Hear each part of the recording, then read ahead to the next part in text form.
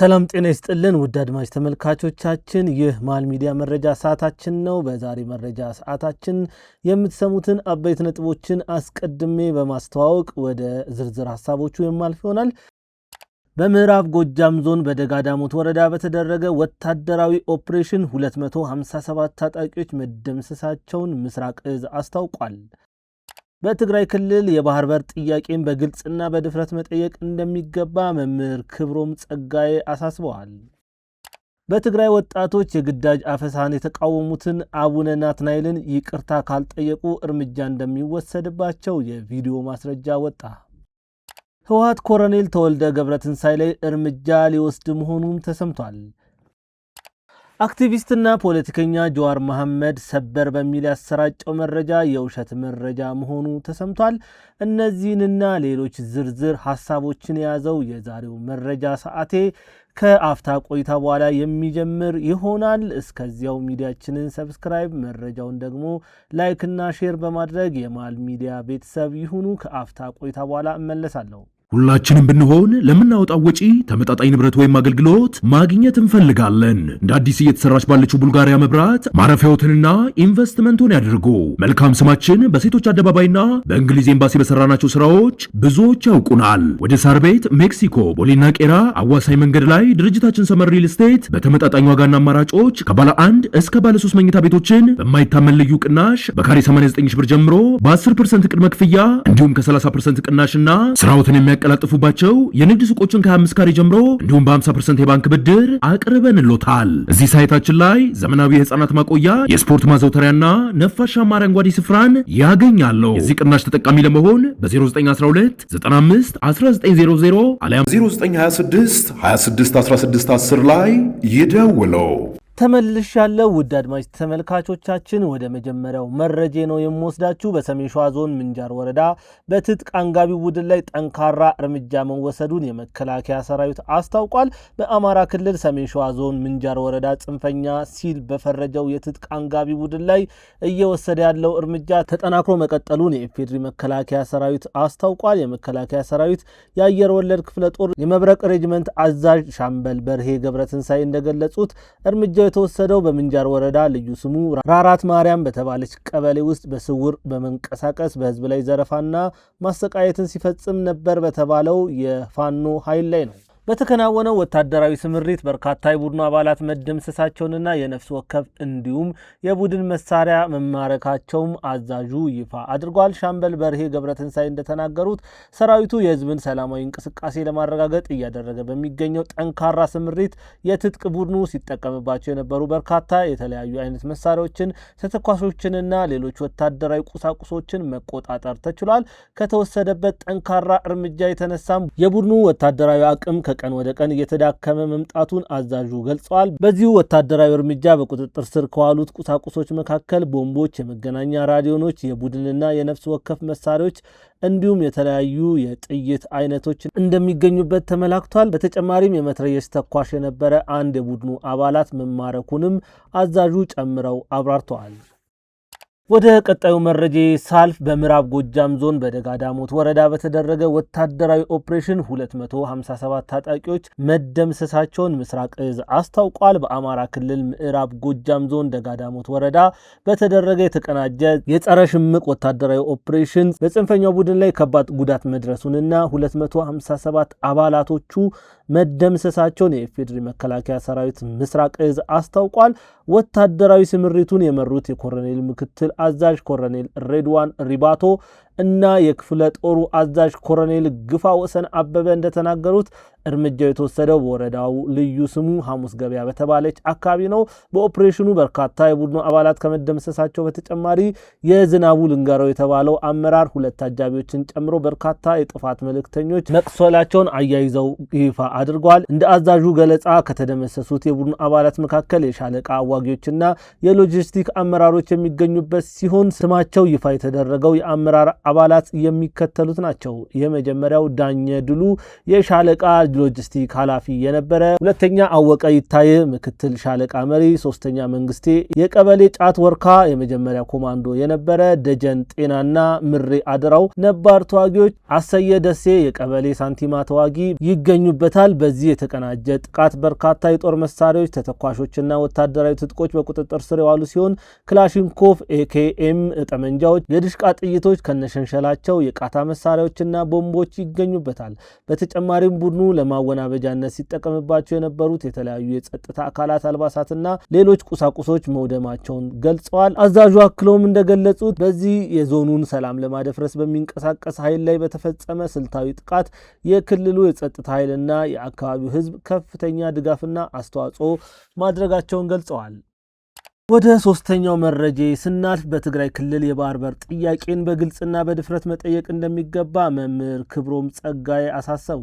በጀነራል ጻድቃን ገብረትንሳኤ አዲስ መጽሐፍ ምርቃት ላይ የተገኙት ምሁሩ መምህር ክብሮም ጸጋዬ ማንኛውም ትግራዋይ እንዲሁም ኢትዮጵያዊ የሀገሪቱን ብሔራዊ ጥቅም በተለይም የባህር በር ጥያቄን በድፍረትና በግልጽ መጠየቅ እንዳለበት አሳስበዋል። መምህር ክብሮም ይህንን ያሉት በጀነራል ጻድቃን ገብረትንሳኤ የህይወትና የጦርነት ተሞክሮ ላይ በሚያጠነጥነው መጽሐፍ ላይ በሰጡ አስተያየትና በሰነዘሩት የሙያዊ ሂስ ላይ ነው። መምህር ክብሮም ለጀነራል ጻድቃን ገብረትንሳኤ ያላቸውን የላቀ ክብርና እሳቸው ራሳቸው በተግባር የተፈተኑ ትልቅ የታሪክ ሰው መሆናቸውን በመግለጽ ንግግራቸውን የጀመሩ ሲሆን በመጽሐፉ ላይ ግን ይበልጥ በስፋት ይዳሰሳል ብለው የጠበቁትን ታሪካዊና መዋቅራዊ ጉዳዮች እንደነበረም አስረድቷል።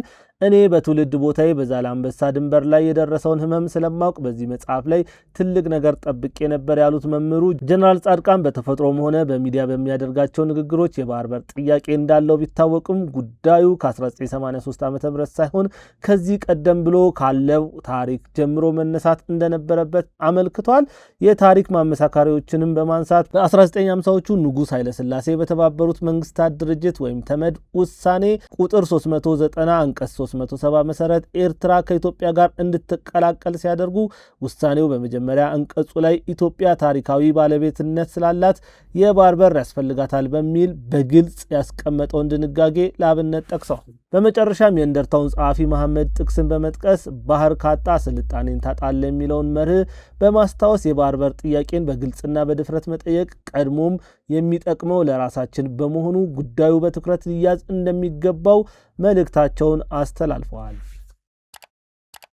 ወደ ቀጣዩ መረጃ ሳልፍ በትግራይ ክልል የግዳጅ ወታደራዊ ምልመላና ከባድ የኢኮኖሚ ቀውስ መኖሩን አንዲት ወጣት በማህበራዊ ሚዲያ ባሰራጨችው ቪዲዮ አጋልጣለች።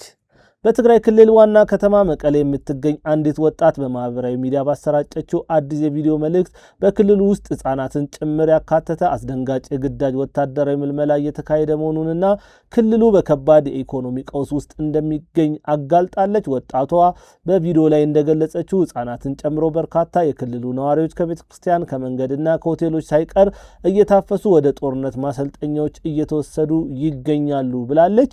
ምልመላው ማንንም የማይመርጥና እጅግ አስፈሪ ደረጃ ላይ የደረሰ ነው የምትለው ወጣቷ ከገጠር አካባቢዎች ለሃይማኖት ትምህርት የመጡ የኦርቶዶክስ ቤተክርስቲያን ተማሪዎችና እድሜያቸው ከ18 ዓመት በታች የሆኑ ህጻናት ሳይቀሩ የዚህ የግዳጅ ምልመላ ሰለባ መሆናቸውን አስረድታለች። ምልመላውን የሚያካሂዱት አካላት ከቤት ወደ ቤት እየዞሩ ለጦርነት የሚደርስ ልጅ አላችሁ ወይ በማለት ቤተሰብን ጭምር እያስገደዱ እንደሚገኙም አክላለች። የቪዲዮ መልእክት ከጦርነቱ ስጋት በተጨማሪ በክልሉ ያለውን ከባድ የኢኮኖሚ ቀውስና የምግብ እጥረት ያነሳል። በክልሉ የጥሬ ገንዘብ እጥረት በመኖሩ የዕለት ተዕለት ግብይት ሙሉ በሙሉ በሞባይል ባንኪንግ ላይ የተመሰረተ መሆኑን የጠቀሰችው ወጣቷ በማንኛውም ሰዓት ኢንተርኔት ቢቋረጥ በረሃብ እናልቃለን፣ ቀጣዩ ጉርሻችን ከየት እንደሚመጣ አናውቅም ስትል የሁኔታውን አሳሳቢነት ገልጻለች። ወጣቷ አሁን እየተካሄደ ያለው ወታደራዊ እንቅስቃሴ አጥብቃ በመኮነን ጦርነት ለማንም የማይጠቅምና አሸናፊ የሌለው መሆኑን አስገንዝባለች። በፌዴራል መንግስቱም ሆነ አሁን በትግራይን እያስተዳደሩ ባሉ አካላት ላይ ጠንካራ ትችት ያቀረበችው ይቺ ወጣት የባለስልጣናት ልጆች በአሜሪካንና በአውሮፓ በሰላም እየኖሩ የድሃው ልጅ ግን ለማንም በማይጠቅም ጦርነት እንዲማገድ እየተደረገ ነው ስትል ወቅሳለች። ወደ ጦርነት መሄድ አንፈልግም፣ ማንም ጦርነት እንዲሄድም አንፈልግም፣ መሞት ካለብኝም እዚሁ ግደሉኝ በማለት ምሬቷን የገለጸችው ወጣቷ ባለፈው ጦርነት በርካቶች ቢሞቱም የመጣ ምንም አይነት መሰረታዊ ለውጥ አለመኖሩን አስታውሳለች። በመጨረሻም ይህንን ቪዲዮ ያዘጋጀችው በክልሉ ያለውን እውነተኛ ገጽታና የህዝቡን ስቃይ ለዓለም አቀፉ ማህበረሰብ ለማሳወቅ መሆኑን ገልጻለች። የትግራይ ወጣቶች በራሳቸው ፍላጎት ወደ ጦርነት እየገቡ እንዳልሆነና በግዴታ እየታፈሱ መሆኑንም ዓለም እንዲያውቅላት በማስገንዘብ መልእክቷን አጠናካለች። ይህ በማህበራዊ ሚዲያ የተሰራጨው አዲስ መረጃ በክልሉ ዳግም የጦርነትና አለመረጋጋት ስጋት እያንዣበበ መሆኑን ማሳያ ሆኖ መወሰዱን ማወቅ ይቻላል ማለት ነው። ወደ ቀጣዩ መረጃ ሳልፍ አሁንም ከትግራይ ክልል አልወጣሁም። በትግራይ ወጣቶች የግዳጅ አፈሳን የተቃወሙትን አቡነ ናትናኤልን ይቅርታ ካልጠየቁ እርምጃ እንደሚወሰድባቸው ጋዜጠኛ ስታሊን ገብረስላሴ ወይም ወልዳይ አስጠንቅቋል። በትግራይ ክልል እየተካሄደ ነው የተባለውን የወጣቶች የግዳጅ ወታደራዊ አፈሳ በመቃወም ድምፅ የሆኑትን የሃይማኖት መሪ አቡነ ናትናኤልን የያዙትን አቋም ቀይረው ይቅርታ ካልጠየቁ የ3 ቀናት ጊዜ እንደሚሰጣቸው ጋዜጠኛ ስታሊን ገብረስላሴ ወይም ወልዳይ ማስጠንቀቁ ተሰምቷል። የትግራይ ጊዜያዊ አስተዳደር ፕሬዝዳንት ዶክተር ደብረጽዮን ገብረ ሚካኤል ወይም ሞንጆሪኖ የቅርብ ልሳን ደጋፊ እንደሆነ የሚነገረው ጋዜጠኛው ስታሊን ወልዳይ ይህንን ማስጠንቀቂያ ያስተላለፈው በትናንትናው ዕለት አቡነ ናትናኤል በክልሉ እየተፈጸመ ያለውን የግዳጅ ምልመላ በይፋ መኮንናቸውን ተከትሎ ነው።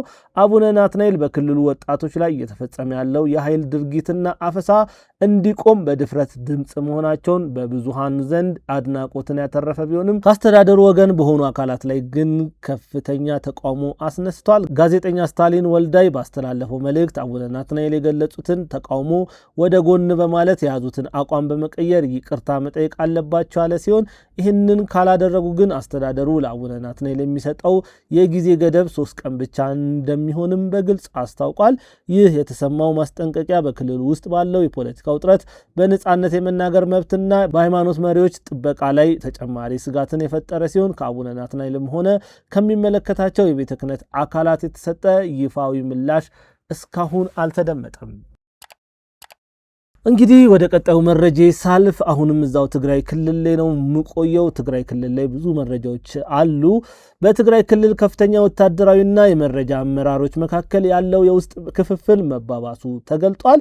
በህዝባዊ ወያኔ ሓርነት ትግራይ ወይም ህወሓት ከፍተኛ ወታደራዊና የመረጃ መዋቅር ውስጥ የሚገኙ አመራሮች መካከል ያለው የስልጣንና የፖለቲካ ፍጥጫ ወደ ከረረ ደረጃ መሸጋገሩን የውስጥ ምንጮችን የጠቀሱ መረጃዎች አመላክቷል። የድርጅቱን የመረጃ ክንፍ ኃላፊነት ሲመሩ የቆዩት ኮሎኔል ተወልደ ገብረትንሳኤ ከቅርብ ጊዜ ወዲህ በድርጅቱ ውስጥ በተደረጉ ተከታታይ ስብሰባዎች ላይ የሊቀመንበሩን የዶክተር ደብረጽዮን ገብረ ሚካኤልን ሹመት በመቃወም አቶ ጌታቸው ረዳ የትግራይ ሀብት ናቸው የሚል አቋም ማንጸባረቃቸውን ተከትሎ ከኃላፊነታቸው መገለላቸው ይታወሳል። በአሁኑ ወቅት ግን በአመራሮች መካከል ያለው ጥርጣሬ እየጠነከረ በመሄዱ በኮሎኔሉ ሕይወት ላይ ከፍተኛ አደጋ መደቀኑ እየተነገረ ይገኛል። ከቡድኑ አፈትልከው የወጡ መረጃዎች እንደሚያመላክቱት ኮሎኔል ተወልደ ከአቶ ጌታቸው ረዳ ጋር በሚስጥር ግንኙነት ያደርጋሉ፣ እንዲሁም የድርጅቱን የውስጥ መረጃ ለተለያዩ መገናኛ ብዙሃን አሳልፈው ይሰጣሉ በሚል ከፍተኛ ጥርጣሬ ወድቆባቸዋል። ይህንንም ተከትሎ ጀነራል ህንፃ ወይም ተክላይ አሸብርና አቶ ወዲ እምበይተይ የተባሉ የድርጅቱ ከፍተኛ ተጽዕኖ ፈጣሪ ግለሰቦች ኮሎኔሉ በአስቸኳይ መወገድ አለበት በሚል ድብቅ ስምሪት እያደረጉ መሆኑ ተገልጿል። በሌላ በኩል ጀነራል ፍሳ የተባሉ ከፍተኛ ወታደራዊ መኮንን ኮሎኔል ተወልደ ወደ ነበሩበት የመረጃ ኃላፊነት ቦታቸው መመለስ አለባቸው የሚል አቋም በመያዛቸው ከጀነራል ህንፃ ወገን ጋር ከፍተኛ አለመግባባት ውስጥ መግባታቸው ታውቋል። ሪፖርቶች እንደሚያሳዩት በኮሎኔል ተወልደ ላይ የሚሰነዘረው ጥቃት የፖለቲካ ልዩነት ብቻ ሳይሆን ቀደም ሲል በጦርነቱ ወቅት በወልዲያና ቆቦ አካባቢዎች ከባንክ ከተዘረፉ በሚሊዮን የሚቆጠሩ ገንዘቦች ሚስጥር ጋር የተያዘ ነው። ኮሎኔሉ ይህንን የገንዘብ ሚስጥር ያውቃሉ መባሉ በከፍተኛ አመራሮች ዘንድ ስጋት እንደፈጠረባቸው ይነገራል። በአሁኑ ወቅት በኮሎኔል ተወልደ ምትክ የራሳቸውን ታማኝ ሰው በመረጃ ክፍሉ ላይ ለመሾም በጀነራል ህንፃ በወዲ እምበይተይና በነ ሞንጆሪኖ ቡድን መካከል ብርቱ የስልጣን ፉክክርና ሩጫ እየተደረገ መሆኑ ተጠቁሟል። ይህ በከፍተኛ አመራሮች መካከል እየታየ ያለው የእርስ በርስ መናቆር ድርጅቱ ለገዛ አባላቱና አመራሮች ጭምር ዋስትና ማጣት ደረጃ ላይ መድረሱን የሚያሳይ ማሳያ ነው በሚል የፖለቲካ ታዛቢዎች እየገለጹ ይገኛሉ። ጉዳዩን በተመለከተ ከተጠቀሱት ወገኖች በኩል እስካሁን የተሰጠ ይፋዊ መግለጫ የለም። አክቲቪስትና ፖለቲከኛ ጀዋር መሐመድ ሰበር በሚል ያሰራጨው የብልጽግና ፓርቲ መረጃ ሆን ተብሎ የተላከ ሊንክ እንደሆነ ተሰምቷል። የኦሮሞ ፌዴራሊስት ኮንግረስ ኦፌኮ አመራር ጀዋር መሐመድ የብልጽግና ፓርቲ ማዕከላዊ ኮሚቴን ሰብሳቢ ዋቢ በማድረግ ያሰራጨው መረጃ የፓርቲው የራሱ የሚዲያ ክንፍ ሆን ብሎ ያደረሰውና ቀደም ሲልም ይፋ ተደርጎ የቆየ አጀንዳ እንደሆነ ተገልጿል። ጀዋር መሐመድ በማህበራዊ ሚዲያው ሰበር ዜና በሚል ባሰራጨው መረጃ ብልጽግና ፓርቲ በብሔራዊ ምክክር ላይ ይዞት የሚቀርበውን አቋም በስውር እንዳገኘ አድርጎ አቅርቧል። በዘገባው ላይም የአሁኑ የፌዴራሊዝም ስርዓት ፈርሶ ክልሎች በጂኦግራፊያዊ አቀማመጥና በኢኮኖሚ ትስስር ላይ የተመሰረቱ እንዲሆን አንቀጽ 39 ይለወጣል በሚል መንግስትን ያጋለጠ መስሎ ያቀረበ መረጃ ፓርቲው ቀደም ሲል ለሀገራዊ ምክክር ኮሚሽኑ ካቀረባቸውና በተለያዩ መገናኛ ብዙሃን ከተዘገቡ አጀንዳዎች መካከል የተቀነሰ የቆየ መረጃ መሆኑንም ምንጮች ለሪፖርተር ገልጸዋል። ውድ አድማጭ ተመልካቾቻችን ወደ ዛሬው የመጨረሻ መረጃ ነው የማልፈው። በትግራይ ክልል አብያተ ክርስቲያናት ውስጥ የተፈጸሙ የሰዎች መታፈን ድርጊት የቅሬታ ድምጾችን እያስነሳ መሆኑ ተሰምቷል። በትግራይ ክልል ሰሜን ምዕራብ ዞን ሽሬ እንዳባጉና አካባቢ በሚገኝ የአንድ የቤተ ክርስቲያን ቅጥር ግቢ ውስጥ ለአምልኮ የተሰበሰቡ ሴቶችና ወጣቶች በኃይል ተወስደው ወደ ሱዳን መወሰዳቸውን የሚገልጹ መረጃዎች እየወጡ ይገኛል። የኢፌዴሪ መከላከያ ሰራዊትና የተለያዩ ሰብአዊ መብት ተሟጋች አካላት ቀደም ሲል ባወጧቸው ሪፖርቶች በትግራይ ክልል የሚንቀሳቀሰው የህወሓት ታጣቂ ቡድን በኃይል ሰዎችን የመመልመልና የማፈን ተግባራትን እያከናወነ መሆኑን ሲገልጹ ቆይተዋል። አሁን የወጡ መረጃዎች እንደሚያመላክቱት ከሆነ ድርጊቱ የተፈጸመው የዓለም አቀፉን የቀይ መስቀል ማህበር አርማ የለጠፈ ተሽከርካሪን በመጠቀምም እንደሆነ ተጠቁሟል። የኢትዮጵያ ኦርቶዶክስ ተዋሕዶ ቤተክርስቲያን አባቶች መሰል በሃይማኖት ተቋማት ውስጥ የሚፈጸሙ የኃይል ተግባራት በአስቸኳይ እንዲቆሙና የቅድስና ስፍራው ክብር እንዲጠበቅ በተደጋጋሚ ማስጠንቀቂያና ውግዘት ማስተላለፋቸው ይታወሳል። ይሁን እንጂ ታጣቂ ቡድኑ የተሰጡትን የሰላምና የሃይማኖት አባቶች ጥሪዎች ችላ በማለት ድርጊቱን መቀጠሉ ተገልጿል። የዓለም አቀፍ የሰብአዊ መብት ድንጋጌዎችና የጄኔቫ ኮንቬንሽን የረድኤት ድርጅቶች እንደ ቀይ መስቀል ያሉ ምልክቶች ለወታደራዊና ለታጣቂዎች ስምሪት መጠቀምን በጥብቅ ይከለክላሉ። ይህንን ተከትሎም ድርጊቱ የሃይማኖት ተቋማትን የነጻነትና የዜጎች መሰረታዊ መብት የሚጥስ በመሆኑ በትግራይ ክልልም ሆነ በመላው ሀገሪቱ የሚገኙ የኦርቶዶክስ ተዋሕዶ እምነት ተከታዮች ና የሰብአዊ መብት ተሟጋቾች ድርጊትን በይፋ እንደሚያወግዝና ድምጻቸውን በሰላማዊ ሰልፍ ጭምር እንደሚያሰሙ ጥሪዎች እየቀረቡ ይገኛሉ። ሁላችንም ብንሆን ለምናወጣው ወጪ ተመጣጣኝ ንብረት ወይም አገልግሎት ማግኘት እንፈልጋለን። እንደ አዲስ እየተሰራች ባለችው ቡልጋሪያ መብራት ማረፊያዎትንና ኢንቨስትመንቱን ያድርጉ። መልካም ስማችን በሴቶች አደባባይና በእንግሊዝ ኤምባሲ በሰራናቸው ስራዎች ብዙዎች ያውቁናል። ወደ ሳር ቤት፣ ሜክሲኮ፣ ቦሌና ቄራ አዋሳኝ መንገድ ላይ ድርጅታችን ሰመር ሪል ስቴት በተመጣጣኝ ዋጋና አማራጮች ከባለ 1 እስከ ባለ 3 መኝታ ቤቶችን በማይታመን ልዩ ቅናሽ በካሬ 89 ሺህ ብር ጀምሮ በ10% ቅድመ ክፍያ እንዲሁም ከ30% ቅናሽና ስራዎትን የሚያቀላጥፉባቸው የንግድ ሱቆችን ከ25 ካሬ ጀምሮ እንዲሁም በ50% የባንክ ብድር አቅርበንሎታል። እዚህ ሳይታችን ላይ ዘመናዊ የህፃናት ማቆያ፣ የስፖርት ማዘውተሪያና ነፋሻማ አረንጓዴ ስፍራን ያገኛሉ። የዚህ ቅናሽ ተጠቃሚ ለመሆን በ0912 95 1900 አሊያም 0926 26 16 10 ላይ ይደውለው። ውድ አድማጭ ተመልካቾቻችን ለዛሬ የነበረን የመረጃ ሰዓት መረጃዎቻችን እነዚህን ይመስላሉ።